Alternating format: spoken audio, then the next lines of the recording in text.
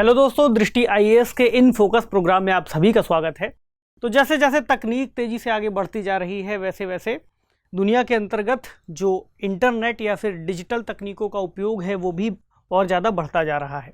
अब तकनीक और उपयोग बढ़ रहा है तो सिंपल सी बात है कि उसके उपयोग के दौरान सामने आने वाली जो सुविधाएं हैं और जो समस्याएं हैं दोनों ही हमें पता चलती हैं और वे हमें प्रभावित करती हैं।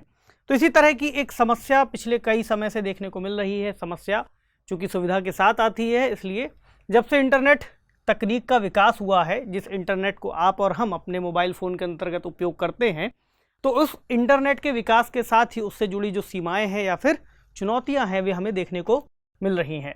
तो इंटरनेट का विकास अपने आप में बहुत ज़्यादा सुविधा तो लेकर के आया, लेकिन जो चैलेंजेस हैं उनको भी अब हमें समझना चाहिए और कैसे उनका निदान हो सकता है उसको भी जानना चाहिए।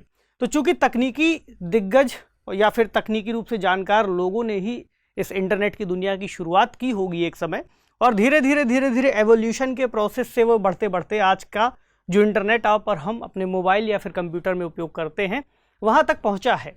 तो इस पूरी प्रक्रिया का क्या क्रम रहा है, क्या पूरी विशेषताएँ रही हैं, या फिर आज के समय में जो प्रमुख रूप से चैलेंजेस हैं वे क्या हैं। तो आज का जो हमारा फोकस है वो प्रमुख रूप से किस पर है, वो है वेब 3.0 के बाद वेब 5.0 की बात। तो वेब 3.0 ही पिछले काफ़ी समय से एक उन्नत चरण माना जा रहा था इंटरनेट का, जिसके बाद अब बात की जा रही है वेब 5.0 की। क्या है ये, किस तरह से ये शब्द चर्चा में आया, इस पूरी कहानी को आज हम समझेंगे। तो एक शुरुआत फिर से करते हैं आज एक ट्वीट से ही। ये ट्वीट जो किया था जैक डॉर्सी जी ने। तो जैक साहब क्या कह रहे हैं, जैक साहब ने कहा है, this will likely be our most important contribution to the internet, proud of team. यानी इनकी एक टीम ने कुछ डेवलपमेंट की है। आगे लिख रहे हैं, RIP रिप वेब 3 VCs, यानी रेस्ट इन पीस वेब 3 से जुड़े जो वेंचर कैपिटलिस्ट हैं VCs, उसके बारे में बात कर रहे हैं। जैक डॉर्सी से आप सभी परिचित हैं ही। ये ट्विटर के पूर्व CEO और ट्विटर के ही को फाउंडर भी हैं। बाकी अन्य कई सारी कंपनीज में इनका नाम आता है। तो एक तरीके से हम कहें कि तकनीकी रूप से बहुत ज़्यादा जानकार व्यक्ति हैं या फिर टेक्नोलॉजी की दुनिया में जो कंपनीज़ हैं उनसे जुड़े हुए व्यक्ति हैं। तो इन्होंने बात की है यहाँ पर वेब 3 की और VCs की। तो जो वेंचर कैपिटलिस्ट हैं वो कैसे वेब 3 से जुड़ते हैं, वेब 3 में क्या चैलेंजेस इनकी नज़र में देखने को मिल रहे हैं। चूँकि इनका एक जो नज़रिया है वो अपने आप में काफ़ी सारे लोगों का भी, और भी बहुत सारे लोग इससे जो तकनीकी दिग्गज रहे हैं उन्होंने भी ऐसी ही बातें उठाई हैं। भारत में भी अमूमन ऐसी ही स्थिति पर बात होती रही है। तो चलिए शुरू करते हैं और समझते हैं कि वेब 3 की अगर ये बात कर रहे हैं तो उस वेब 3 में वेब 1 भी रहा होगा, 2 भी रहा होगा, और 3 से अगर ये 5 तक पहुंचे हैं तो क्या है पूरी व्यवस्था। लेकिन एक स्टेटमेंट इनका हम देखें, इन्होंने कहा है कि हम उन सैकड़ों खातों और पासवर्डों के साथ व्यक्तिगत डेटा को सुरक्षित करने के लिए संघर्ष करते हैं जिन्हें हम याद नहीं रख सकते। आगे कहते हैं, आज वेब पर पहचान और व्यक्तिगत डेटा तीसरे पक्ष की संपत्ति बन गए हैं। तो इनके अंतर्गत एक कंपनी है जिसने ये बात कही है जो वेब 5 पर काम कर रही है। इसका मतलब क्या है, इन्होंने कहा कि हम उन सैकड़ों खातों और पासवर्डों के साथ व्यक्तिगत डेटा को सुरक्षित करने के लिए संघर्ष करते हैं। अमूमन एक व्यक्ति के साथ ऐसा होता है जिन्हें वो याद नहीं रख सकते। सिंपल सी बात है, इतने सारे खाते, इतने सारे अकाउंट्स, पासवर्ड होते हैं जिन्हें हम याद नहीं रख पाते। तो ऐसे में ये कह रहे हैं कि आज वेब पर जो पहचान है, किसी व्यक्ति की ID है और उसका व्यक्तिगत डेटा है, वो तीसरे पक्ष की संपत्ति बनता जा रहा है, किसी थर्ड कंपनी की संपत्ति या किसी तीसरे एंटिटी की संपत्ति बनता जा रहा है। तो यहीं से संकल्पना की ये बात करते हैं वेब 5 की, कि वेब 5 या 5.0 कैसे इस चुनौती को दूर कर सकता है। तो इस पूरी श्रृंखला में अगर हम बात करें, जो आप शब्द सुन रहे हैं, वेब 1.0, वेब 2.0, वेब 3.0, 4.0, 5.0, क्या है ये सभी। बहुत परेशान नहीं होना है, बहुत आसान सा है। हालांकि 3.0 तक आप इसके पहले भी कई बार पढ़ ही चुके होंगे, ठीक है।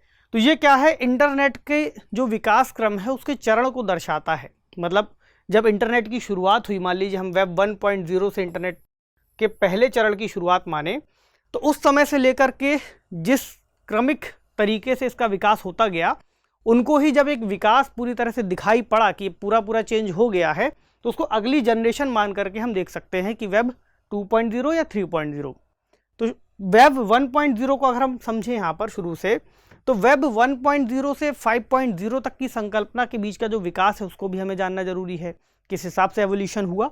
तो 1.0 में एक समय जब इंटरनेट की शुरुआत हुई थी तब हम इसे रीड ओनली मोड पर देखते थे। कोई भी वेबसाइट या फिर कोई मैसेंजर अगर खुलता भी था तो उसके अंतर्गत बहुत ही लिमिटेड सूचना लिखी होती थी और उसको केवल एक तरफ से पढ़ा ही जा सकता था। ठीक है, इसकी शुरुआत मानी जाती है बर्नर्स ली के द्वारा 1990 में, जो कि एक कंप्यूटर विज्ञानी थे और यूरोपियन कंप्यूटर एजेंसी के साथ कार्य कर रहे थे।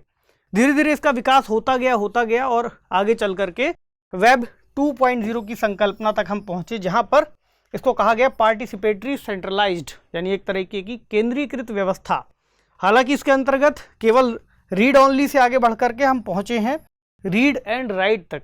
जैसा आज के समय में आप इंटरनेट देखते हैं, जो सोशल मीडिया का दौर है उसमें कोई भी व्यक्ति पोस्ट कर सकता है, कोई व्यक्ति उसको पढ़ सकता है। आप और हम जो यूट्यूब के माध्यम से जो डेटा है उसका आदान प्रदान कर सकते हैं, कई तरीके का कंटेंट प्रोवाइड करा सकते हैं।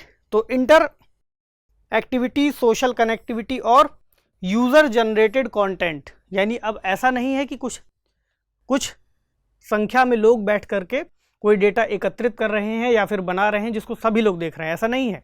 यूट्यूब पर कई सारे लोग कंटेंट बना सकते हैं, डाल सकते हैं। तो ये जो व्यवस्था है इसके अंतर्गत ही हम देख पाते हैं वेब 2.0 के अंतर्गत जो नई नई हम वेबसाइट्स का नाम सुनते हैं, चाहे फेसबुक हो, व्हाट्सएप हो, ठीक, यहाँ पर सर्च इंजन का प्रयोग करते हैं गूगल, ये सभी किसके अंतर्गत आता है? वेब 2.0 के अंतर्गत। ठीक है, अब इसका ही एक अगला चरण माना गया है कि वेब 3.0 की ओर हम बढ़ते जा रहे हैं, जहाँ पर कहा गया है नो इंटरमीडियरीज और डिसेंट्रलाइज्ड, यानी कोई भी मध्यस्थ नहीं होगा और व्यवस्था विकेंद्रीकृत होगी। ठीक है, इसके अंतर्गत जैसे हम बिटकॉइन की बात करते हैं, ब्लॉकचेन तकनीक की बात करते हैं, ये सभी चीज़ें शामिल हैं। तो अगर वेब 3.0 तक हम पहुंच ही रहे हैं तो जैक डॉर्सी जो अभी बात कर रहे हैं वेब 5 की, उसकी क्या आवश्यकता है? यहाँ पर लिखा हुआ है कि डिसेंट्रलाइज्ड, कोई मध्यस्थ नहीं। तो इस वेब 3.0 और वेब 5.0 में क्या अंतर है? ये भी सवाल कोई पूछा जा सकता है। भाई आप पूछ सकते हैं कि सर यहाँ पर जब वेब 3.0 में, अभी हम आगे बात और भी कर लेंगे कि जब सभी चीज़ें मौजूद हैं तो 5.0 की बात क्यों आ रही है? देखिए वेब 3.0 में क्या क्या इसकी खूबियाँ हैं।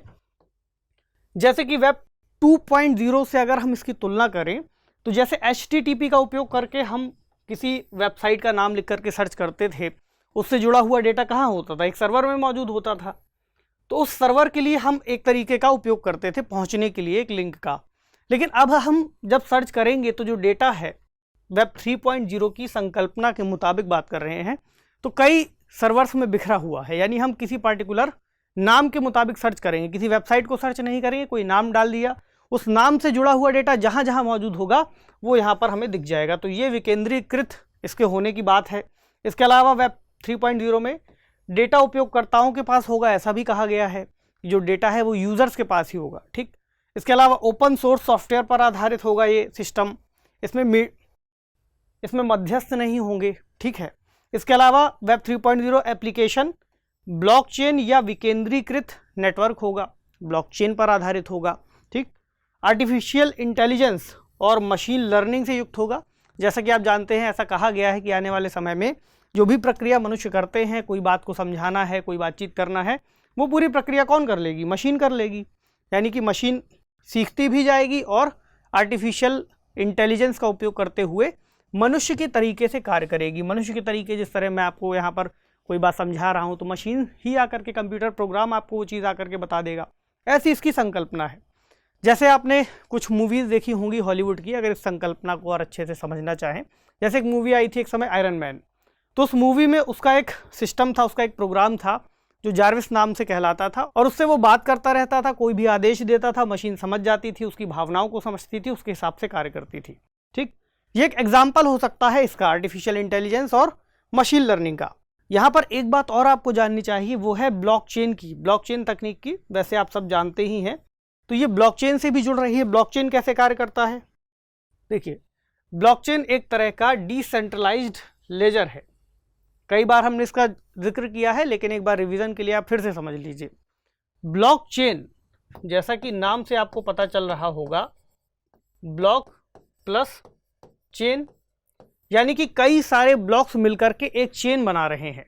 और ब्लॉक्स में क्या है? उन ब्लॉक्स में है किसी भी व्यक्ति का, किसी भी यूजर का एक डेटा या फिर यूज़र के द्वारा की गई कोई प्रतिक्रिया, कोई रिस्पॉन्स, उसके द्वारा जनरेट किया गया कोई नया एल्गोरिदम।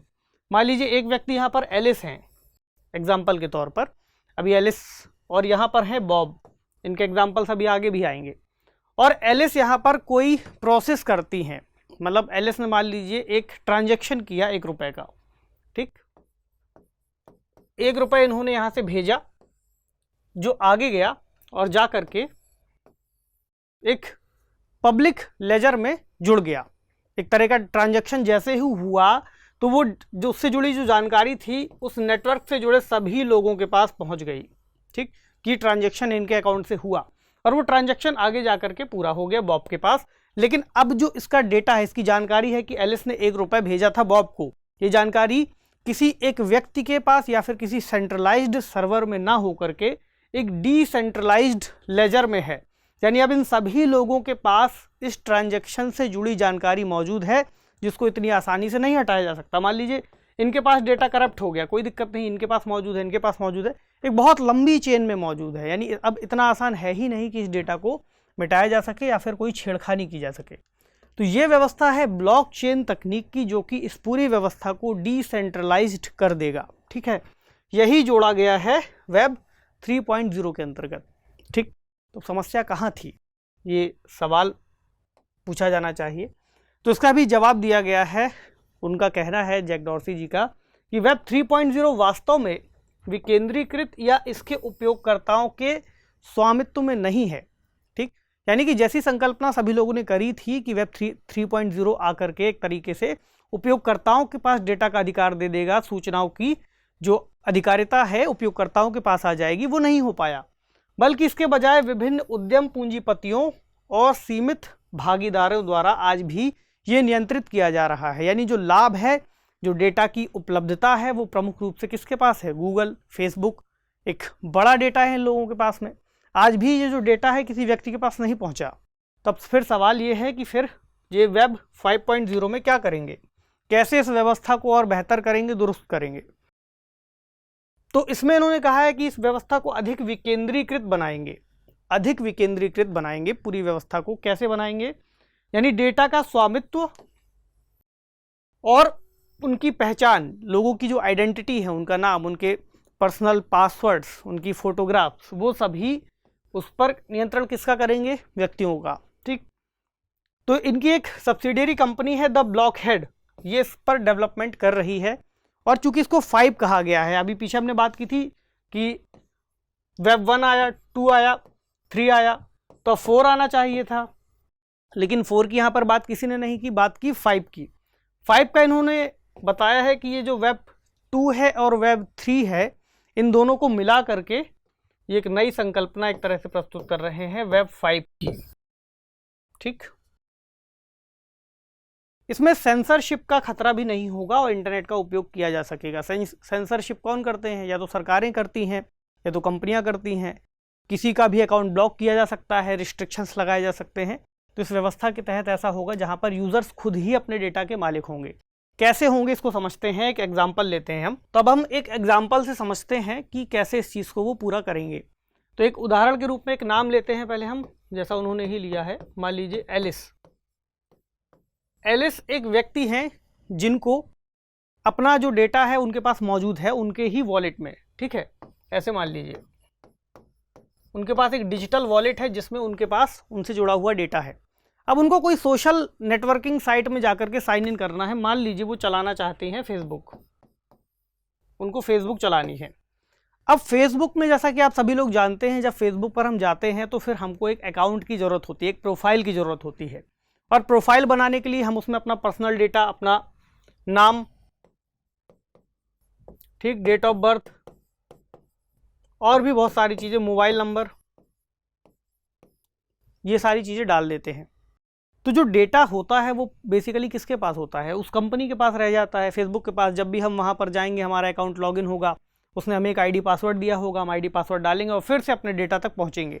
दिन भर में क्या क्या एक्टिविटीज़ हमने की, वो सारी एक्टिविटीज़ उसके पास जो रिकॉर्ड है उसमें दर्ज होती जा रही है। आपने क्या चीज़ें देखी, आपने कौन सी ऐड को लाइक किया, आपने किसकी प्रोफाइल को लाइक किया, या फिर आपने किससे बातचीत की, सारा डेटा उसी के पास है। इस व्यवस्था के तहत क्या किया गया है, एक वॉलेट, डिजिटल वॉलेट की हमने बात की, जिसमें किसी व्यक्ति का, मान लीजिए एलिस का जो पर्सनल डेटा है पूरी रिकॉर्ड के साथ यहाँ पर मौजूद है। एलिस को साइन इन करना है, यानी एलिस को उपयोग करना है फेसबुक का, तो एलिस इस वॉलेट से इसको जोड़ेंगी और जो इस वॉलेट के अंतर्गत एलिस का व्यक्तिगत डेटा है वो यहाँ पर लिंक हो जाएगा। मतलब डेटा इनके पास जाएगा नहीं, एक आइडेंटिफिकेशन जो पहचान होगी वो पहचान करके ये इसके अंतर्गत जो सुविधाएं हैं उसका उपयोग कर पाएंगी। ये यहाँ पर जिससे बात करेंगी या फिर जो भी पेज लाइक करेंगी, जिसकी भी प्रोफाइल लाइक करेंगी, वो सारा डेटा कहाँ पर पहुँचता जाएगा, इनके पास ही डेटा पूरा मौजूद रहेगा। ठीक, ये एग्जाम्पल हुआ। मान लीजिए एक और हम एग्जाम्पल देखें। एक एग्जाम्पल है बॉब का। ठीक, बॉब हैं, बॉब को मान लीजिए कोई म्यूज़िक सुनना बहुत पसंद है, ये म्यूज़िक सुनते रहते हैं और अपनी पसंद के गाने अपने पास एक प्लेलिस्ट बना करके रखते हैं। प्लेलिस्ट में इनको पसंद है कि ये कब दुख भरे गाने सुनते हैं, कभी ये बहुत खुश होते हैं तो खुशी के गाने सुनते हैं। इन्होंने पूरी प्लेलिस्ट बना रखी है। एक समय पर मान लीजिए किसी म्यूज़िक ऐप में गए हुए थे और उस म्यूज़िक ऐप के बाद अब ये स्विच करना चाहते हैं किसी दूसरे ऐप में, तो इनको फिर से वो पूरी प्लेलिस्ट वगैरह उसमें बनानी पड़ेगी। अब वही बात, एक विकेंद्रीकृत नोड जिसको कहा गया है यहाँ पर डिजिटल आईडी की बात आती है। तो डिजिटल आईडी में इन्होंने अपना जुड़ा हुआ इनसे संबंधित जो इनकी प्रमुख चॉइसेस थी प्लेलिस्ट में, इन्होंने सारा डेटा नोट कर दिया। अब जैसे ही ये उस पार्टिकुलर ऐप से उसको लिंक करेंगे तो इनकी जो प्लेलिस्ट थी वो ऑटोमेटिक उसके पास पहुंच जाएगी, यानी उसके पास वो पूरी जानकारी होगी कि ये क्या सुनना चाहते हैं। लेकिन जो डेटा है, डेटा इनके पास ही रहेगा। ठीक, प्लेलिस्ट यहाँ पर अभी किसी भी ऐप के अंतर्गत जा करके उस चीज़ को सुन पाएंगे, यानी जो डेटा की व्यवस्था है वो उस व्यक्ति के पास ही रहेगी। हालांकि इसमें कुछ जटिल प्रक्रियाएं हो सकती हैं, जटिल बातें हो सकती हैं, जटिल टर्मिनोलॉजीज़ हो सकती हैं, लेकिन हमारे लिए जो एग्ज़ाम के लिए बहुत महत्वपूर्ण समझना है वो इस पूरे प्रोसेस को आसान भाषा में समझना है। क्योंकि जो सवाल बनता है इस प्रक्रिया के जरिए। यूपीएससी बहुत ही आसान से सवाल पूछती है। आसान से का मतलब तकनीक को बहुत ही बाहरी रूप से, यानी कि जो हम दैनिक दिनचर्या के अंतर्गत सुनते हैं, और ऐसा लिखा भी है यूपीएससी के सिलेबस में, लिखा है कि आपको किसी स्पेशलाइजेशन की ज़रूरत नहीं है। आप दैनिक आधार पर जो भी विज्ञान और तकनीक से आपका सामना होता है, आप उसके बारे में एटलीस्ट अवेयर रहें। तो अवेयरनेस के हिसाब से इस पूरे टॉपिक को हमने यहाँ पर डिज़ाइन किया है। ठीक, अब अगर हम यहाँ पर ही एक सवाल देखें, सवाल क्या पूछा गया था इस बार ही, CSE 2022 का एग्ज़ाम जो हुआ था 5 जून को, उसमें ये सवाल आया था, वेब 3.0 के संदर्भ में निम्नलिखित कथनों पर विचार कीजिए। लिखा हुआ है वेब 3.0, पहला स्टेटमेंट कहता है प्रौद्योगिकी से व्यक्ति अपने स्वयं के आंकड़ों पर नियंत्रण कर सकते हैं। ठीक, दूसरा कहता है वेब 3.0 संसार में ब्लॉकचेन आधारित सामाजिक नेटवर्क हो सकते हैं। तीसरा, वेब 3.0 किसी निगम द्वारा परिचालित होने की बजाय प्रयोक्ताओं द्वारा सामूहिक रूप से परिचालित किया जाता है। तो उसकी संकल्पना के अंतर्गत ये तीनों ही बातें इसमें शामिल की गई हैं। और ऐसा भी नहीं कि हमसे छूट गया था, आपको याद होगा जब हमने साइंस एंड टेक वाला रिवीजन, जो पीटी रिवीजन क्लास किया था, उसमें आपको इस पूरे डिस्कशन में हमने इसके बारे में चर्चा की थी। वेब 1, वेब 2 और वेब 3 तीनों ही बातों को समझाया था।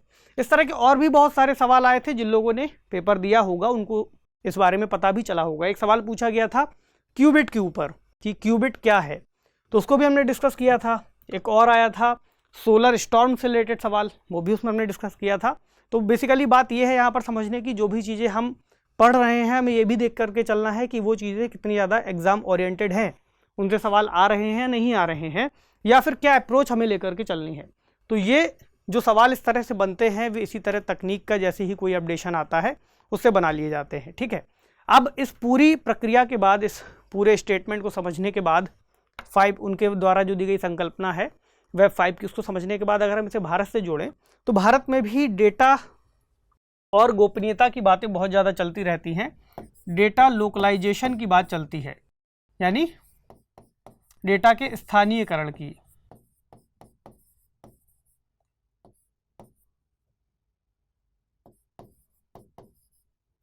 कि डेटा को हम स्थानीय रूप से सुरक्षित रखना चाहते हैं। हम उन कंपनियों से, भारत सरकार का कहना है, आग्रह है, ठीक, कि हम नई डेटा पॉलिसीज़ में इस चीज़ को शामिल भी कर रहे हैं कि जो भी डेटा भारत से बाहर वे स्टोर करते हैं उसको भारत में ही स्टोर करें।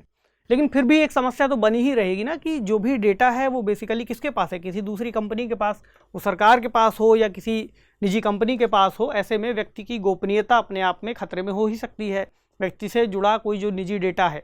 ऐसे में ये जो 5 की संकल्पना है ये भारत के लिए भी कारगर हो सकती है कि हम अपना डेटा और उसका पूरा अधिकार हमारे ही पास रहेगा। इससे जुड़े और भी कई सारे टॉपिक्स जुड़ जाते हैं, जैसा कि हमने बात की थी इसके पहले एक समय जब चर्चा हुई थी राइट टू बी फॉरगॉटन की, भूल जाने के अधिकार की, वो भी डेटा से ही जुड़ा हुआ एक मामला है। तो पूरे टॉपिक को अगर आप ओवरऑल समझने की कोशिश करें तो इसमें बहुत सारे इसके आयाम निकलते हैं। लेकिन इस बात को भी समझना होगा आपको कि जब कोई क्वेश्चन फ्रेम किया जाता है तो उस क्वेश्चन में किस एंगल की या फिर किस आयाम की वहाँ पर एक अपेक्षा की गई है कि आपको वो चीज़ लिखना चाहिए। तो पर टॉपिक के हिसाब से आप इस चीज़ को समझते रहेंगे और जैसे जैसे आप उत्तर को लिखेंगे यकीन मानिए आप उस चीज़ पर अपने आप पहुँचते जाएंगे और उस उत्तर की फ्रेमिंग आपको अभ्यास करने के साथ ही मिल जाएगी। तो एक सवाल यहाँ पर लिया हुआ है मेंस के लेवल पर, आप चाहें तो इसको लिख सकते हैं। सवाल है, तेजी से डिजिटल होते विश्व में व्यक्तिगत डेटा और पहचान को सुरक्षित रखने की मांग काफ़ी तेज हो गई है। वेब 5.0 के आलोक में इस कथन पर चर्चा करते हुए इसकी संभावनाओं और महत्व को उजागर कीजिए। तो अगर आप इसको लिखना चाहें तो इसमें तेजी से डिजिटल होते विश्व में व्यक्तिगत डेटा की बात है और पहचान की बात है। ठीक, तो तेजी से कब से डिजिटल हो रहा है, आप चाहें तो इसका भी जिक्र कर सकते हैं। वेब 1.0, 2.0 धीरे धीरे डिजिटलीकरण बढ़ता गया और हमारी अपेक्षाओं के साथ तकनीक का जो उन्नयन है वो भी होता गया। ऐसे में तकनीक की सुविधा के साथ उसके चैलेंजेस भी सामने आए और चैलेंजेस के आधार पर ही वेब 5.0 की बात हो रही है, उसकी मांग हो रही है। तो कैसे इसकी जो संभावनाएं हैं और वेब 5.0 का जो महत्व है इस पर आपको एक उत्तर फ्रेम करने का आप अभ्यास कर सकते हैं। तो आज के डिस्कशन को यहीं समाप्त करते हैं। आपसे मिलेंगे अगले सेशन में कुछ अन्य इसी तरह के इंटरेस्टिंग और महत्वपूर्ण विषय के साथ। तब तक पढ़ते रहिए। शुक्रिया।